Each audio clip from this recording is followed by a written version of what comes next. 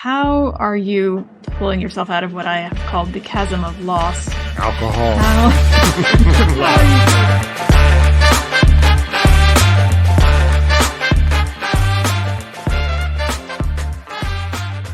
Welcome to amorephillyunion, the podcast where we swear to talk about the Philly Union, the whole Philly Union, and nothing but the Philly Union, with as few digressions as possible.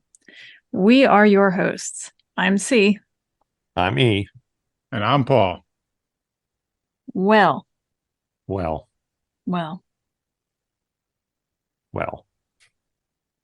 that's Isn't it. that special?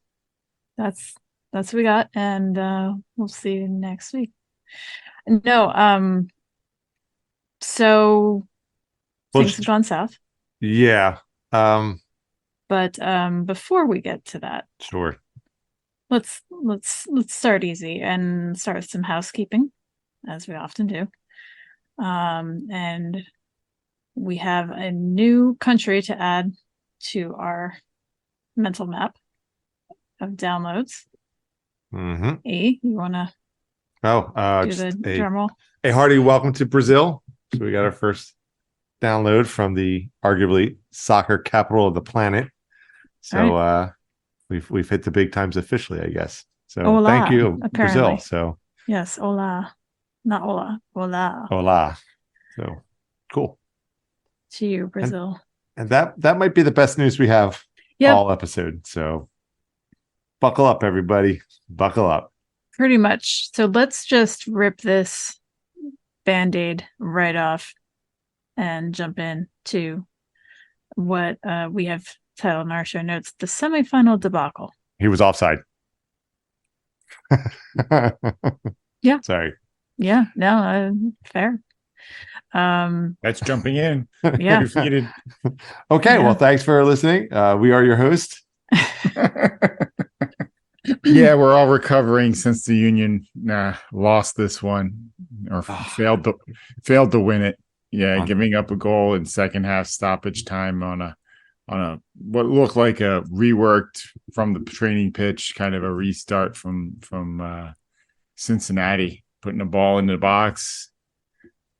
Yeah. So many missed coverages on this one. They restart the ball from the right side of the field, played over to Barriel on the left. Nobody pressures him. Nobody's watching him. Nobody's on him. He plays the ball into the box. It gets headed back to Mosquera, and nobody's somehow or another in the middle of the box pressuring him. I mean, Elliott makes a play for it, but why was there nobody on Mosquera to begin with in the box like that? I don't get. But yes, I guess the first thing we should talk about is the offside or not the offside call. Yeah, it's still stinging. I don't know. Yeah, I mean, I'm going to be coming from the losing side perspective, emotional state. I've watched the replay and I don't know. It really felt offside. It looked offside to me. I know that MLS doesn't use the same computer assisted AI, whatever technology that they would use at the World Cup, right? When you would show like the image of the field is replaced with, a graphical representation and the camera zooms in to where the ball would be and then the line. And I know they don't use that technology. I'm not saying it's better or worse, but I don't know. On a game like this, I don't know. Yeah, I'm still processing. Well, and Paul, in our pregame, just texting and chats and stuff, I believe you were the one who had mentioned that you feel like this is akin to the handball discussions we've had. Well, I mean, before I jump into that, I was going to let E rant for a bit because I know how he feels, and I want to go. Well, let me real quick, just for those who don't know what happened on the game. So the Union lost. I mean, you could tell from our tone that they lost, and it came down to stoppage time at the end of the game, and it was a free kick. Cincinnati had a free kick, and it went into the 18-yard box for the Union and bounce around. Player kicks it in. Now Cincinnati's up with minutes left in the game.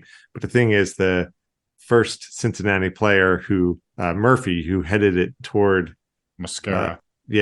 the debate is whether or not he was offside or not. And,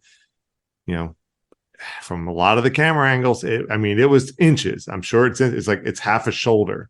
It's a hip. I don't know, but he looked like Curtin offside. said, they were looking at it on an iPad on the sideline, and everybody he talked to said, "Don't worry, it'll be called back." It was offside.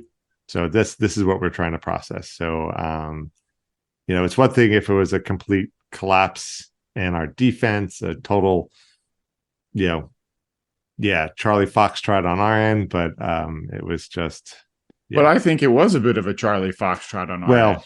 Yeah, it's kind of like had they just been marking up this, we would not. There's a Instagram or a Twitter feed apparently that does a lot of soccer evaluations. It evaluates a lot of soccer games, and you can really use the different angles and camera angles and stuff like that and evaluate it. And that was in that one article that you sent to us. See, he did an analysis, or she did an analysis.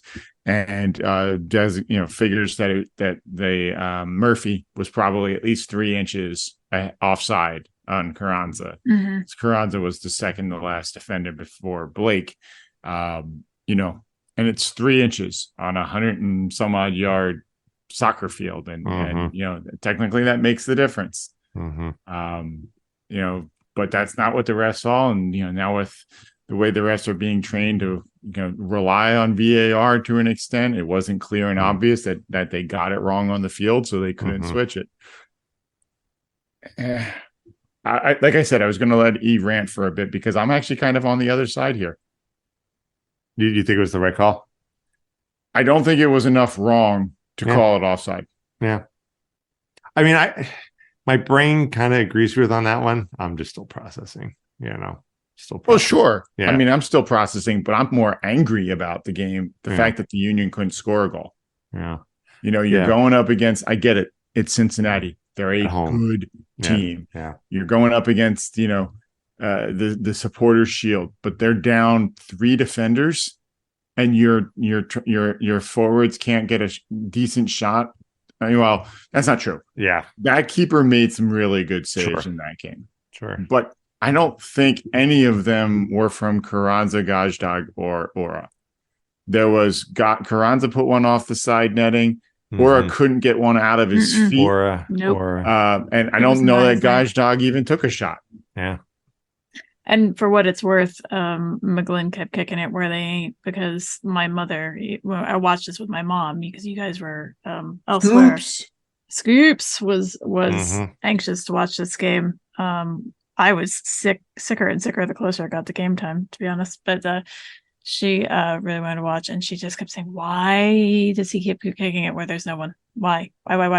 So there was some discombobulation happening, especially with Ura, though. Which is really frustrating at this point in the season, at this level of a game. How important this game is. You have an opportunity to put a stamp on it, and you may as well not watch that first half for all that happens in it. Yeah. Do you want to talk about the game? Christy, sorry, you were going to say something? No, I wasn't. Go ahead. I was going to say maybe it's worth just talking about the game a little chronologically. I do agree. I feel like the two halves definitely had a different feel to them. That first half, it felt like it was all Cincinnati. Yeah. It was 2 teams pressing each other into not playing soccer. It was the street fight that we keep hearing about, and it didn't necessarily get super chippy. It did surprisingly get more physical. To the point where Gray Gaddis was was the second person booked. Yeah. That says something if Ray Gaddis is getting a yellow card. I think it was probably more just a sloppy tackle than an actually aggressive. I don't think he was trying to hurt. Was that McGlynn that he went in on, or Harriel? I can't remember now. I don't remember. Yeah. But whoever it was, he took down on that Harriel. right side. It was Harriel. Yeah, on the left side of the Union attack. I think it was. I don't think he was out to hurt him. I think it was just a bad tackle on Gaddis's part, which doesn't normally happen. But he was, playing aggressive, and Yeah. When Ray Gaddis is getting a yellow card, though, there's something going on. Yeah, there's something going on. Exactly. Yeah. I mean, but also Damian Lowe got an early yellow card. Yeah. So that was the 11th minute according to the box score. Felt earlier than that, and it kind of just it put him on the back foot. Like all of a sudden now he has to play physical, but he can't be as physical as he probably would have been. Yeah. Paul Rushing too got a yellow card. My front man to my band got a yellow card. Yeah, while he was treating Martinez. Yeah. I gotta wonder what he said. Yeah, I was like, I wonder what he said that warranted the yellow card. So my guess was that they were trying to get them off the field, and he responded with "I'll get him off the field when I'm good and ready." With insert your favorite expletive here. So who knows? That was the story I was telling myself.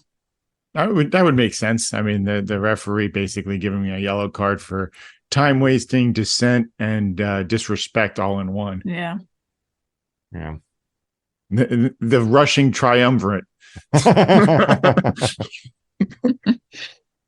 That's who everybody should get a tattoo of. Forget the rest of them. Maybe that'll be the name of my band. What's that? The rushing triumvirate? Yeah. And it's funny thing is it's a 4-piece band. Yep. Yeah, the second half looked a little better from the Union. I feel like there were more opportunities. Harriel had that great shot on goal. Outside the 18-yard box, that one that he was fed in the middle. And kudos to the keeper for deflecting it, because had that keeper been half a second slower reaction time, that ball was going to go in. Or if there had been a slightly better screen in front of him, it would have been much harder to save. Yeah. It was a heck of a shot. It was. But the problem was it didn't go off his head. Didn't go off of Harriel's head. That's why he didn't score. Yeah. But they did. I don't know if they put any off the uprights or the crossbar, but they did make the keeper work. He did have a number of saves in this game.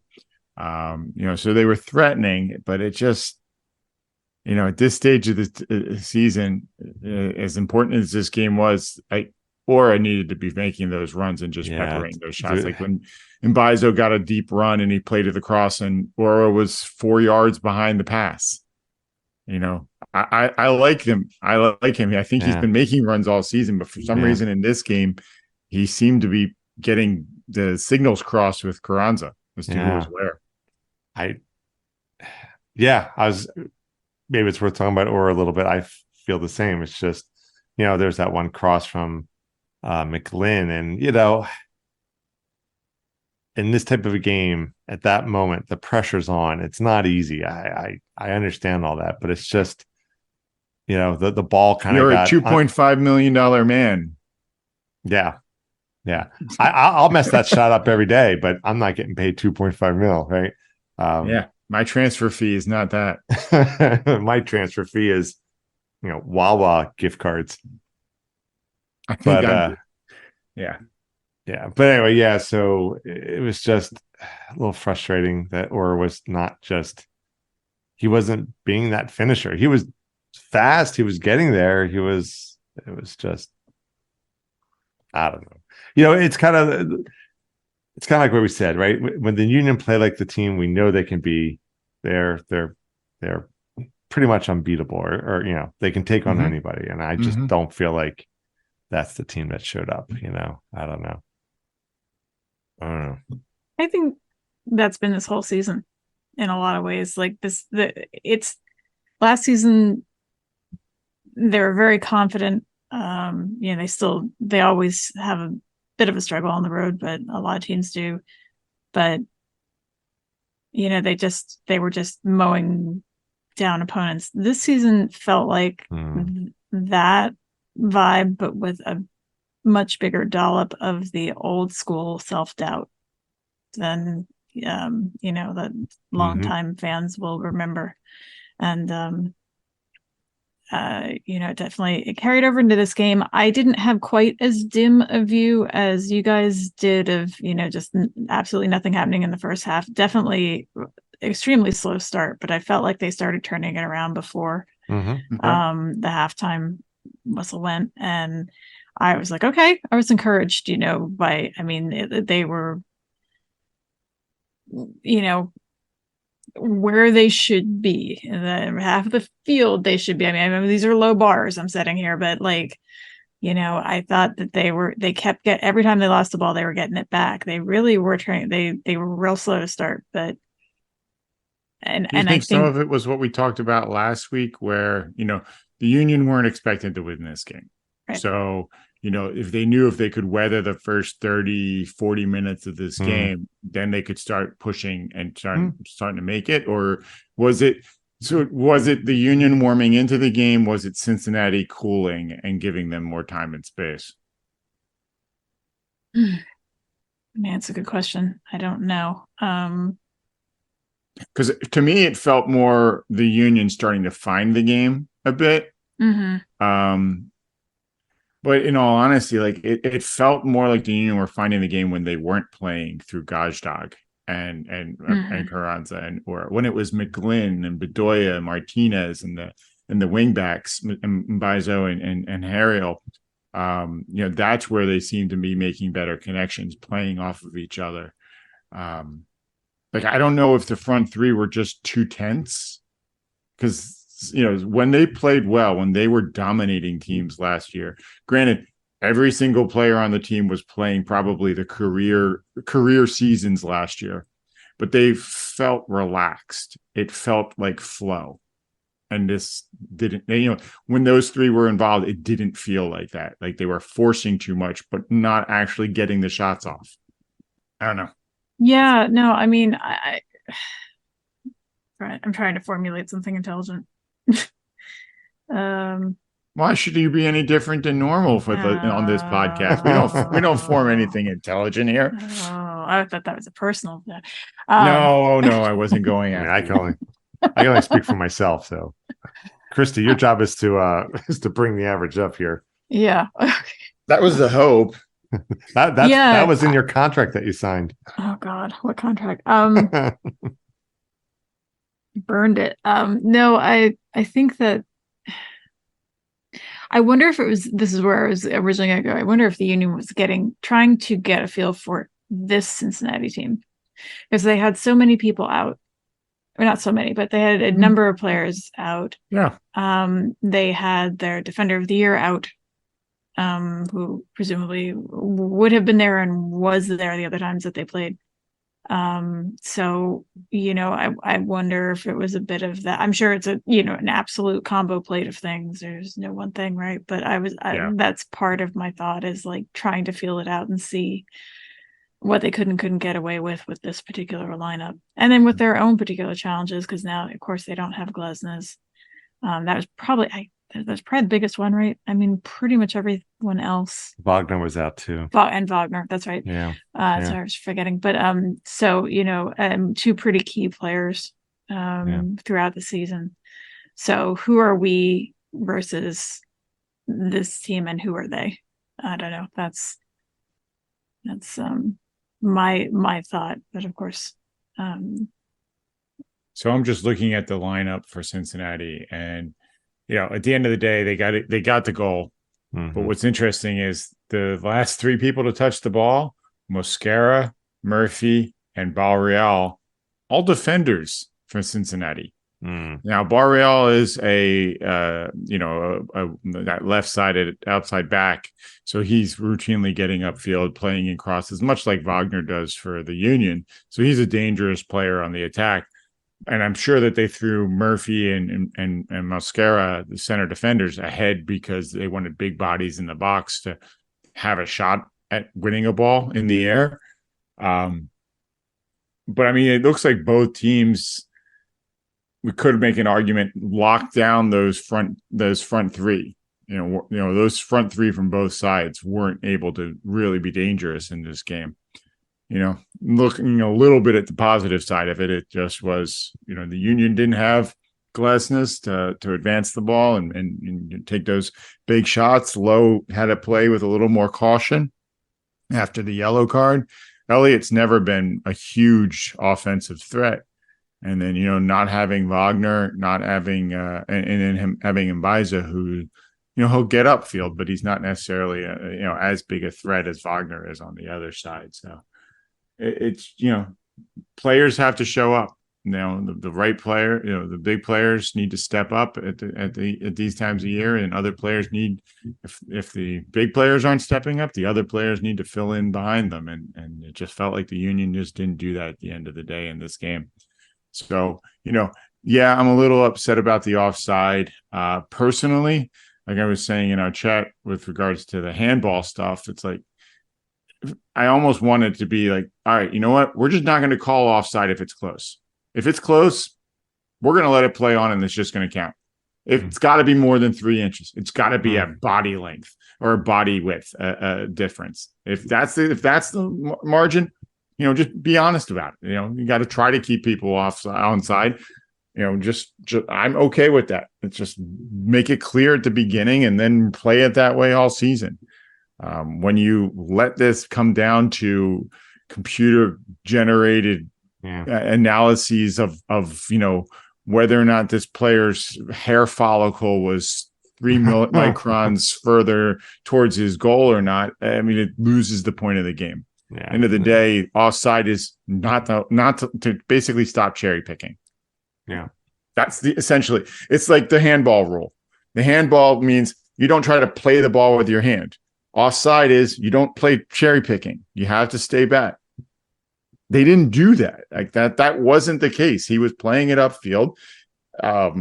So I'm more upset that the Union couldn't find a goal in this than that. And I agree with that utterly. I mean, they really should have.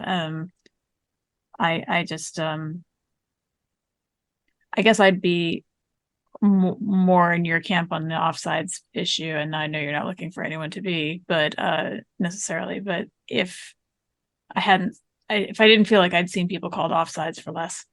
Yeah. But then again, here we go again with the handball thing, right? Like, I will talk out of the other side of my mouth about handballs all day long, because how I feel about handballs. That it needs in my universe, it needs to be like, you took your hand and swatted that ball, or something pretty close to that. So I can't have it both ways. So I should agree with you, and that's just the hurting talking, but the deep hurting. But what hurts the most is I let myself believe, because I was like, okay, it's Cincinnati, we're going down, because Cincinnati has been so good this season.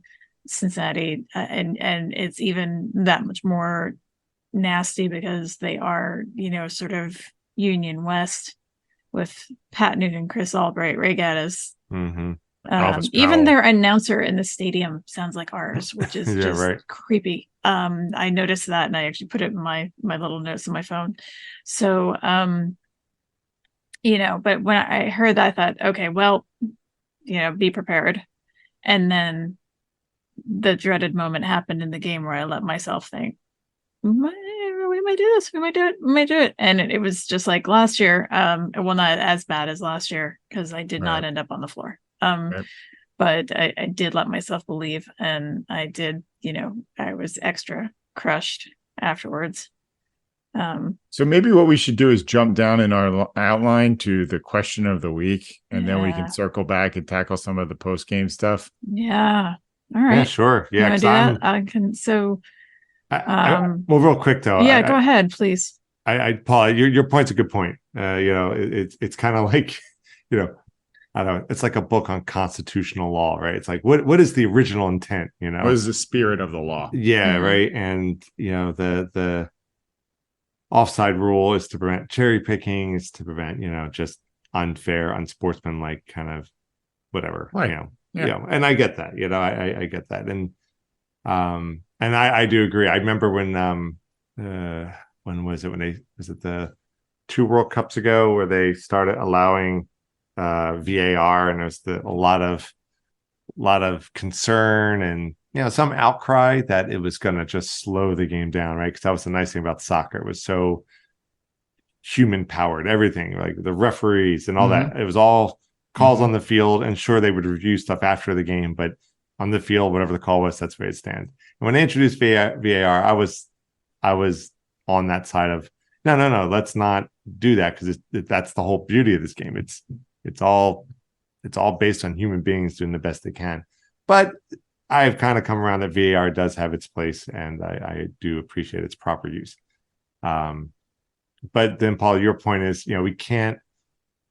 I say this with respect because go Birds, but NFL, like every single play, it's like, okay, let's review it, let's do it. It's like 5 minutes before we start the next play, and that's one of the things that I just generally really enjoy about soccer. It just plays, it just goes, and then 90 minutes later, well, Germany wins, but then the game's over, and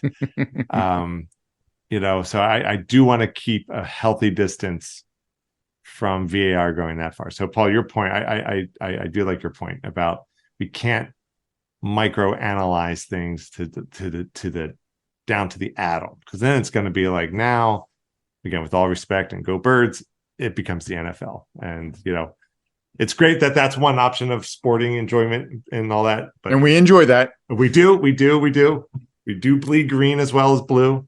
Blue and gold combined, what do you get? You get a goldish green. I don't know. You get emerald.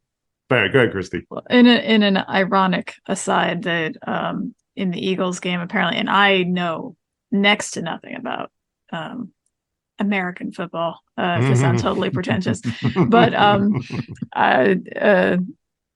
apparently the Eagles got away with some shenanigans in their most recent matchup, so and ended up winning, despite me watching, which is funny. But we're usually the curse. I'm wondering if maybe only one Philadelphia team can get away with shenanigans per week, if that's how it goes. But anyway,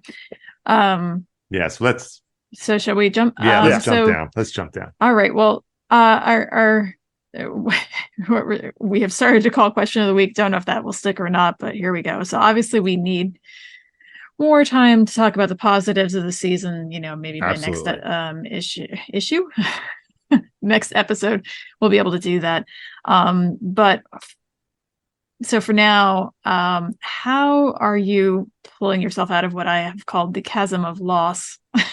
Alcohol. How are you coping? I mean, I know reasonable people are fine going about their day to day, but the mind does drift back to just our joke is yes, no, damn it. We're at the damn it stage, and we're just going to be there for a while. So how do we get back to at least no, if not yes? Well, I don't know how many people here are readers of Philly sports page. I mean, I know the two of you will glance at it, but I don't know how many of our listeners have ever been to Philly soccer page. Sorry. I would certainly say none of us are on the cliffs of Union despair at this point. Because it has been a successful season. They made it to the Eastern Conference semifinals. So, right now it's kind of just the numbing kind of stumbling around, like you just got hit in the head, and you need 30 seconds to a minute to kind of regather your wits. Not quite a concussion, but certainly a big hit. That's kind of my feeling is right now. Like it's still kind of a going on. Like I keep expecting the Union to be playing again this weekend, but otherwise it's just kind of riding out this initial wave of frustrated sadness. Yeah, I mean, for me, it's kind of, I don't know, part of the processing is looking for that next positive turn of events, and I'm not sure where it's going to come from, and that's not necessarily a healthy way of doing things. Sometimes you just got to lay down with your pain. So don't try to mask it by some positive thing that comes later. But for me, one of the things that I'm, keeping my eye on, it kind of butts up against this loss is, and I know we're going to talk about this, so we'll save the deeper conversation, but is, what's happening with Bedoya, what's happening with Wagner. I mean, I know I haven't really heard much. We have a couple of little things, but, so I guess in terms of I'm kind of, you're looking to the future. Yeah, and hopefully there'll be a little bit of good news there. I don't know. For me, one of the harder things about this loss and being knocked out of the playoffs was, I wanted the Union to get MLS Cup with Bedoya at the helm, and we were. I mean, I know we brought this up ad nauseum throughout all these episodes in the season, but we were minutes away from that last year at the MLS Cup final, and I remember one of the thoughts I had was like, finally doing it with Bedoya, boom, we're going to do it. And obviously it didn't happen. So I remember this year, he was still around. This is his last year. And it's like, the plot of a not very good movie, apparently. It's like, this is it. Here's our senior captain. Let's do it. Let's do it this year. Let's do it with him. And, we never fully ignited like we did last year. We had some good runs and, we had some good one-sided victories, but nothing like last year. I mean, last year that was our MLS Cup to lose, and we did lose it. But so for me, with that loss, talking about looking into the future and seeing what might be done with the players that are here, who's staying, who's going, who might be coming in. Yeah. Which one would you? So say you could only keep one. Would it be Bedoya or would it be Wagner? That's a hard question. I know it's a Sophie's choice. It is a Sophie's choice. I'd keep Bedoya. Same. Yeah, I would 100%. Keep him. I mean, I know Wagner is talented, and his recent stupidity aside, but I'd still keep Bedoya. Even I'm just thinking of Gene Hackman at halftime in the replacements. What do we need? Yeah, we need heart. We need heart.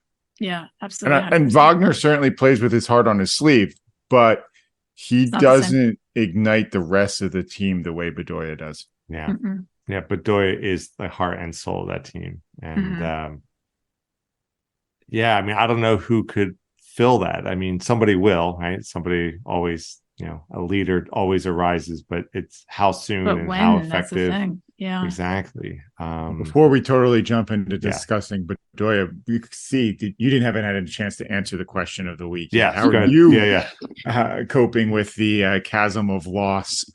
Sweet denial. I'm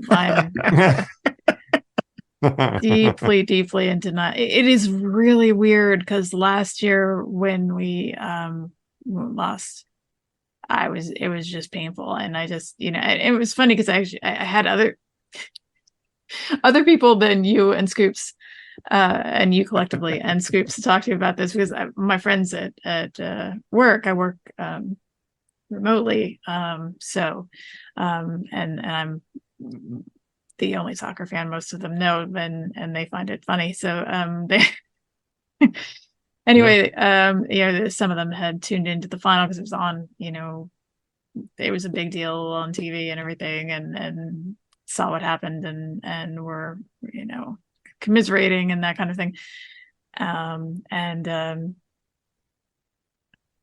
This year it's just, it's weird. Like it comes back to me like, oh God, that's right. That actually happened. And then I bury it again, just really deep down. I really haven't dealt with it. And I know it sounds silly. It's like it's also different this year because last year when we lost, there was no more games in the season. Yeah, that was it. That was the end of the season. Yeah. I think that might be part of it too. Yeah, but so will either of you watch the finals or the MLS Cup? If Cincinnati gets knocked out, yeah. Ooh, okay. All right. No, I don't know. I mean, I'm not sure. Here's the additional frustrating point. I actually like Pat Noonan. I like Ray Gaddis. I don't dislike Cincinnati. Like, their colors are cool. I like the orange and the blue. And, it's really frustrating because I don't hate the team. It's not New York. It's not even Dallas. Yeah. It's Cincinnati. And it's like, it's a team from the Rust Belt, or it's a city in the Rust Belt, and it's hard to root against them because they are a city in the Rust Belt, and what else do they have to root for? The Bengals, It's weird because I actually have a different view on that. I feel I don't have a problem with Cincinnati as a city or whatever. They have great chili, and it's bizarre, but it's great. But I can't help but look at them all and think turncoats. Yeah. Every time Gaddis came on the field, I would say turncoat. And my mom was like, would you not? She's like, what did he do to you? I said, Mom, here's the story. So anyway, but yeah, and I know it's irrational. I know it. I know. But like, Pat Noonan had an opportunity for a better job and he should take it and all that stuff, like, I'm the one with the problem here. No, you're not. It's a completely valid viewpoint. Yeah. I'm not invalidating your viewpoint. I just have a different one. No, that's fair. And it feels like there was poaching. It feels like with Gaddis. I mean, I believe they have Santos too, don't they? They have Sergio Santos and Alvis Powell. Right. Yeah. So they didn't necessarily figure into this particular match, but like, it just feels like, oh, somebody leaves us. Where are they going to turn up? Cincinnati. So I really don't hate them. I don't. It's not. But that's my problem with Cincinnati. Also, I mean, they've been doing so well. I can be mad at it, I guess. I'll be honest. Here's my other thought. If they can do so well with our guys, why aren't we doing so well with our guys? This has been the thing that has made me, and I love him dearly, but has made me start to question Curtin a little bit. I know there's a whole lot of other people involved. I know there's a whole different infrastructure. I know it's a whole different team. So, one or two people I know are not making necessarily. Well, I think this actually brings us back to the where we were going to go to next, and with regards to Ali Bedoya and transfers. Like Cincinnati is like Philadelphia, but with a larger pocketbook, a larger wallet, a larger checkbook, because they brought in players like Acosta and Bupenza and Vasquez. They have put their money back into elite players to take the field. The Union have spent some money, but not to bring in as dangerous. I mean, let's face it, Ora was a bit of a bust this season. Not a total bust, but a bit of a bust this season. Carranza's still playing very well, but he's probably going to get sold in the off season because I think he's only got one season left on his current contract. So he'll either get sold in the off season or they'll renegotiate him. Wagner is gone. I'm not even sure if any team from MLS is going to touch him after the way he ended this season. He's already fire sailing his jerseys online. So I saw that too. Yeah, that wasn't a good sign. And the Union are getting some luck with their young players, which is great. But it seems like they need it. It's not like Cincinnati has gone out. I mean, Cincinnati also has young players on their team that are coming up through their group. But it just feels like there's more money invested into the roster in Cincinnati than there is in Philadelphia. They said on the broadcast, I believe it's 29 teams in MLS that are we are the 28th in spending. Yep. Oh, really? Wow. So, I mean, again, spending doesn't necessarily mean you're going to win either, but. Yeah. Just look at Miami. How much money did they spend to bring in Messi and crew? And, they didn't even make the playoffs. Right. I can't even get into that tonight. I'll just cry. I can't even mention the M word. No, it's all right. It's fine. But yeah,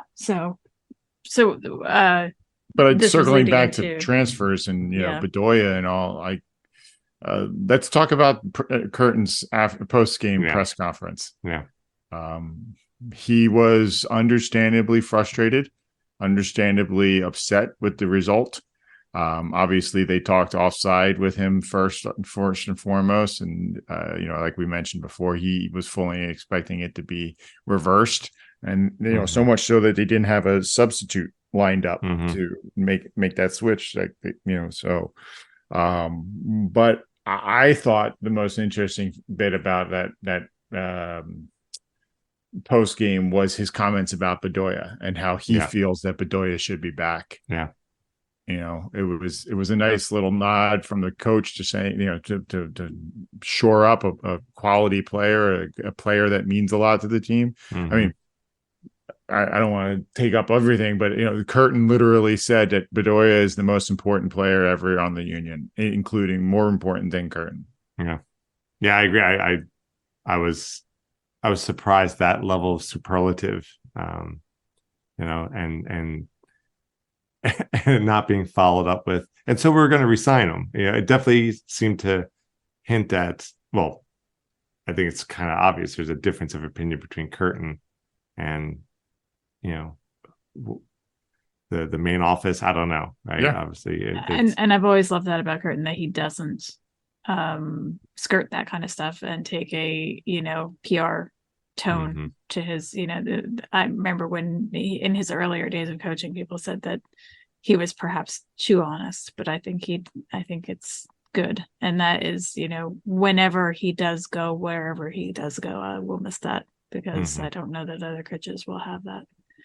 And there's a lot of other things I like about him. I know what I said a moment ago, and I'm just saying it. I am wondering a little bit, but I do like that about him. And I really think they need to come to Jesus on the whole alley thing. Yeah. Well, it's interesting because Curtin, he's got his contract locked up through 2026, through the next World Cup, essentially. And so he's a little freer to say what he wants because he's got a contract. He knows he's going to be here. I don't think that. I think that I'm sure it plays a role, but I think he's going to say what he's going to say anyway. Especially after that game, I think you're right. Yeah.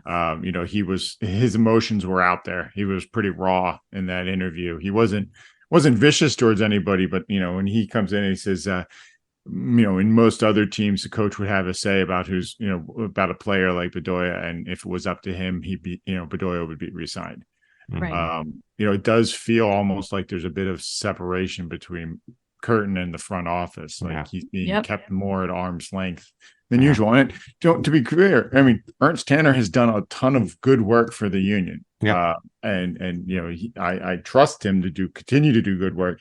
And he seems like he has this plan of basically a 3-year cycle for players in each of these positions. And they're either going to develop into something better and get signed to bigger contracts, or they're going to move on and go elsewhere. Depending on how they want to go with regards to their contracts. And Ernst has certain values for each of those players. And if they're asking for more, then he's not going to sign them. It's a mercenary approach. It's a black and white, kind of tough to swallow in some ways, because Philadelphia is a emotional city. Yeah. It's tough as a reputation we have. When we love a player like a Bryce Harper or Brian Dawkins or, Ali Bedoya, we don't want them to go. Yeah. It doesn't quite explain, except for what has happened recently. If we, as much as I hate to say this, pretend that didn't happen, it doesn't quite explain Kai Wagner. Like why they wouldn't, up until that point where what happened, why they wouldn't re-up him, because he was performing. Yeah. So I don't understand what the logic was there. And I understand now why they might not want to be involved with that going forward. Apparently, towards the end of the season, one of the last home games for the Union, there were fans chanting, sign Wagner or sign Kai or something like that. And Ernst apparently either said loud enough for them to hear or very clearly said, you don't understand what he's asking for. Yeah. So, it could have been a situation where, like I said, Ernst has a value assigned to each of the players, and Wagner's was asking for far more. It sounds like Wagner was asking for far more than Ernst's number. Yeah. So he was not going to do that. I don't know what that number maybe, is. I mean, maybe it was a completely unreasonable number too. And that's, there is a limit. Yeah. So we don't know. Yeah. You're right. But it was, getting back to Allie, I was actually talking with Kristen Ford at robotics last night because her son Parker is in that group that I coach, and so they actually got to go out to Cincinnati. They went out to Cincinnati, not to got to go out, but they went out to Cincinnati to watch the game. And she said that Bedoya was the last Union fan on the team on the field. Like afterwards, he was clear he didn't want to leave because the rest of the Union players, they pretty quickly went off the field. A couple of them came over to applaud at the traveling fans, but Bedoya, it was clear. Like, I mean, if he doesn't get his contract, doesn't get re-signed somewhere, this was the end of his career. Yeah. And it was pretty rough to see, pretty heart-wrenching to see, especially a guy who plays like he does, to walking around the field at the end. We'll have to see. The transfer window opens in just over a month, and the preseason starts sometime in the middle of January. They get like 6 weeks off now to recover. See what comes out. And Googling patron saint of midfielders. Saint Sebastian. He's the patron saint of athletes. Oh, okay. It's also the guy who got shot up by arrows. Was that how was he a martyr? Yeah. Okay. Saint Sebastian. Done. Done. All right. Got it. But yeah, I mean, there are a number of players who could be leaving in the next transfer window. Yeah. You got Carranza, who's likely going to get sold. Some team somewhere is going to come in and see what he did over the last 2 years and put an offer in for him. Hopefully it'll be enough. Scoops is going to be bereft.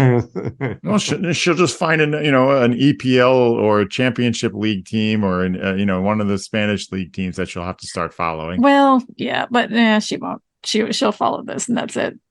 She's got a certain limited attention span for that, but she will probably find another player because before this, Brendan Aronson was her guy, not in the same way as Carranza. I think it was like, oh, look at this sweet boy. Mm-hmm. But I mean, if she's into blondes, Glesnes isn't going anywhere. she doesn't mind a Glesnes, so that might be. He's not hard on the eyes. Yeah, exactly. So. But yeah, besides Carranza, we got, Bedoya's situation, Wagner's situation. There's been some interest around Mbaizo. There could be other players coming and going. We'll see. And then Mbaizo also wanting to get back to his family. And so if that doesn't get rectified, I don't think he'll stay. And I don't blame him one bit. Which really kind of, when you see Wagner and Mbaizo going, you're looking at the Union's defensive players and you're like, where are we going to replace them? Yeah. I know Curtin's press conference too, he did comment about transfers over the off season, stuff like that. And I don't want to say it's lip service, he's commenting, nothing is definite until the season starts next year, but he did say that he's hopeful that whatever changes might occur, it's not, essentially there's nothing too big of a change, too drastic of a change. So I mean, I'm not sure how much faith we can put into that because he's obviously not the only person making these decisions. But hopefully we don't have our own fire sale where we have half the team is Well, do you think that's likely? No, I mean, because that totally goes. That doesn't jive with the way the Union have been doing things. They are consistently and continuously forming these squads, right? It feels like it's there's always an influx in and out every year. They don't make massive changes, which I do appreciate. It just feels like the changes coming up might be a little harder on the emotions than previous years. It's kind of I mean, there's historically we have the whole Latu getting traded away. That was a big hit. But then that was, and it wasn't that when Hackworth. That was Novak. That was but then when Hackworth, as soon as he came back, when Hackworth came back, the first thing he did was like get Latu back, and it was just like that just almost never happens. But anyway, that's a different December 6th. I still remember the day. The bells were ringing out that day. Yep, absolutely. December 6th is now officially Saint Nicholas Day and Latu Day. Saint Sebastian Latu. Yeah. When are we going to get the Kelsey brothers to sing about that one?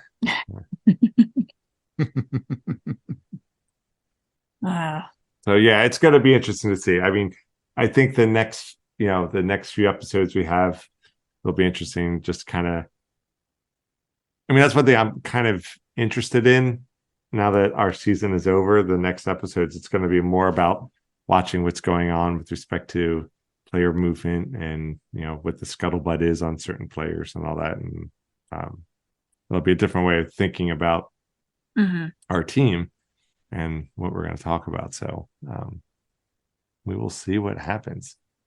Well, despite me saying I'm not watching certain games, let's go over what is left in this season. Conference finals on December 2nd. Saturday. The Eastern Conference final, Cincinnati versus Columbus, is at 6 p.m. Eastern, and LAFC Houston at 9:30 p.m.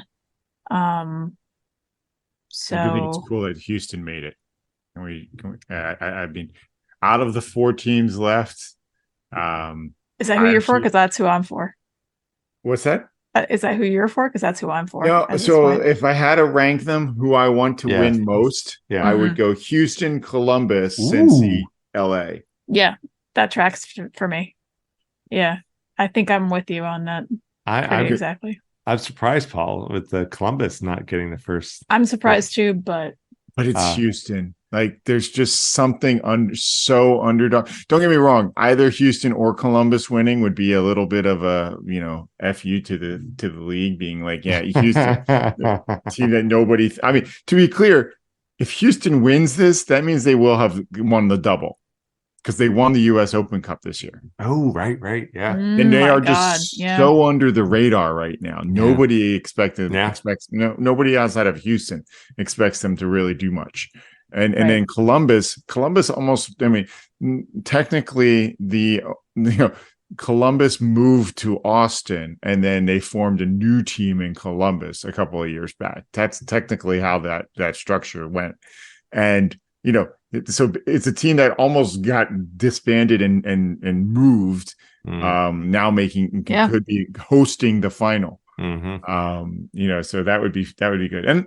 And like I said earlier, I don't hate Cincinnati. I still kind of like some of the people involved. Sure. And then I think we all agree, LAFC, if they get hit by an asteroid or whatever, we're all okay with that. Honestly, we don't want anybody dying. We don't want anyone getting hurt. No, and but I mean, if Columbus would win and Houston would win, can you imagine how absolutely eye-searing that final would be? Okay, that orange versus that yellow, if they keep their that would just be it's the candy corn staring bowl. At the original LED Christmas lights that are just like the candy corn bowl. Well, in Houston now they've shifted their orange a bit, because I remember back in the day they were like, and maybe they still are, maybe it depends on the year, but they were a much brighter orange. Their orange now is very much Flyers orange. Flyers orange, which is another reason I like them. So there you go. Yeah. It's absolutely wild. But in order for it to be a Columbus Houston at Columbus final, that means both away teams need to win in the next round, which is going to be tough. Yeah. I'm all for LAFC not winning. I want Houston to take down LAFC. And I'm rooting for Houston because that was my team before Philly got our team. Yeah. And again, you're allowed that one-time transfer of your team loyalty. But I still enjoy Houston. I'm liking them even more now this past year that Benny Olsen's in charge. I'm a Ben Olsen fan. I'm for Houston winning it this year. The Cincinnati thing, yeah, Christy, I'm kind of with you. There's a little bit of, it's not schadenfreude. That's not the word I want to use, but it's like, if you don't Pat win Noonan, with us, we don't want you to win at all. Well, I mean, I do want them to win it all. After we win it all, we're the older brother. We are the Jason Kelsey. Well, I guess Jason Kelsey did win the Super Bowl though before Travis did, but that's not the point. He didn't. He did. Oh, he did. Yeah, he did. Wait a minute. Yeah, Travis won before. Yeah, but that wasn't his second win, though, was it? No, Jason won it with the Eagles. I'll look it up. I'll look it up. We'll edit that out. Keep going. So we're the older brother in this relationship. And, like once we win it, then Cincinnati's welcome to win it. But it's like you said, right? Poaching is too hard of a word, but a lot of Union staff and players went to Cincinnati and Ray Gaddis was such a staple of our team. And we always talked about the Ring of Honor, right? Lutu's up there. And I think probably even before Bedoya, we said that Ray Gaddis has to be next, especially after he retired. Like Ray Gaddis has to kind of sign a one-day contract, come back, and we get him up on the Ring of Honor. And he retired, and he came out of retirement while playing for Cincinnati. I remember it was a little bit of a head scratch, like what? Okay, but it would be this weird, bittersweet if Cincinnati wins it, and it's your, Ray Gaddis wins MLS Cup with Cincinnati and not with the Union first. It feels just not right with the universe. Again, I do like Cincinnati, and in a different universe, like had the Union won MLS Cup last year, I'd be like, yeah, let's go Cincinnati, Union West, let's do it. But I don't know. I mean, I'll tell you what, if it's Cincinnati, if it's anybody, LAFC, I'm 100 on board on that anybody. But given the 4 teams, I'm leaning towards Houston doing it. And yeah, we'll see. I Paul, to answer your question, yeah, I'm going to follow the games. Saturday, depending on what I'm doing, I'll probably throw the games on, or at least check out the replays or read up on it or something like that. But as long as the Christmas lights are up, you can do whatever you want. So it does look like Jason Kelsey won the Super Bowl before Travis, but Travis has now won it twice, including once against Jason's. Okay. So we got to fix that. Okay. We got to fix that. Gotcha. Yeah, because the Eagles won in 2000. Well, it was the 2017-2018 season, and then the Chiefs won it in the 2019-2020 season, and then again last season against the Eagles. So both of his were after. That makes sense now that you say it. Okay. All right. Well, then, of course, yes, thank you indeed. And of course, the MLS Cup, just as a reminder, is at 3 p.m. Don't forget to put it on Eastern your calendar. Standard Time on December 9th, which is at our recording 11 days away. We will carry on. In other stuff, there is actually other stuff. Just happy news. Ty Bruba got engaged. So congratulations. All right. Mazel tov. To him.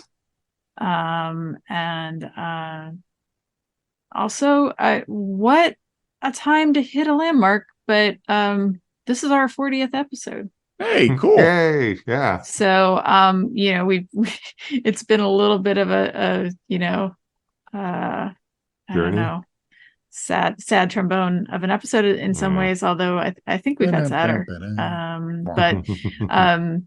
This is our 40th episode, and back in February when Paul 5 days before the first match said, hey, you guys want to do this podcasting we've been talking about for like 10 years?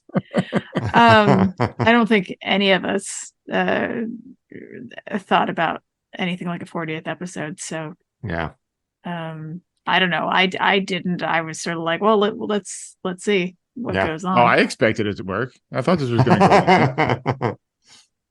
Paul already has like speeches written for when we start winning Paul has awards. the next 5 years planned out in the spreadsheet. Let's be honest. You should see what I can do with a Google sheet. Yeah, I don't doubt it. If your brother's anything to go by, I'm sure you can kill one too. The sun rises and sets with spreadsheets. So Nice. yeah. So happy 40th episode to us. Happy 40th. And more importantly, thank you. I know we don't have a ton of listeners. None of us are delusional. Well, maybe. We do appreciate all of them, especially those who keep coming back, because the numbers have been slowly increasing. So they thank really you. have. They really have. Yeah.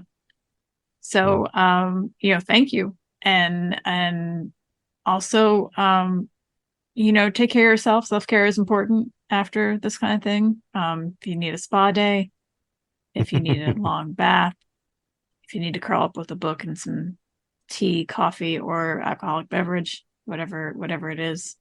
I know it's Danish, but the little book of Higa here. Yeah, you need some Hugo in your life.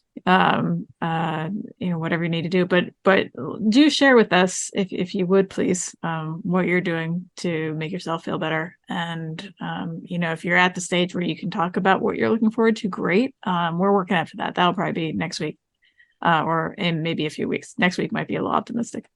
But yeah, so please feel free to write in and or comment on a post, or just let us know how are you doing. Take care of yourselves. Drink your water and stay hydrated.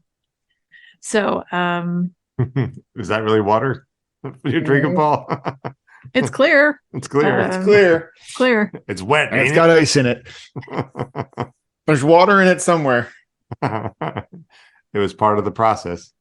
So does anybody have anything else for tonight, or no, not for today? I think we're good. All right. Well, happy 40th. Happy 40th, everyone. Happy 40th. So our website is amorephillyunion.com. Email us, please. Again, let us know what you're doing, how you're feeling, at pod@amorephillyunion.com. On X/Twitter, we are amorephillyu. Instagram, YouTube, Threads, we are Amorephillyunion. And we have a growing weirder by the week Spotify playlist under our podcast name, Amorephillyunion. So please check it out. We enjoy it. You can always hide the songs you don't like. So keep that in mind. And get our podcast wherever you get yours. Google is still functioning despite them saying they were taking it down. So I don't know what's going on. Do we know when Google's shutting down? They said, but I don't know. Yeah. Maybe it's the end of this month. Not sure. Anyway, Google, Apple, Spotify, Amazon, all the things. We are everywhere. We are Legion. And or as it now says in our notes, Google ? So subscribe, like, comment, spread the word. And thank you, everyone, for tuning in for another episode of Amorephillyunion. And happy Thanksgiving, just in case. Happy belated Thanksgiving. Yeah, belated Thanksgiving. And happy almost St. Nicholas Day for those who observe. So we are your hosts. I am C. I'm E. And I'm Paul. Go Union! Next season.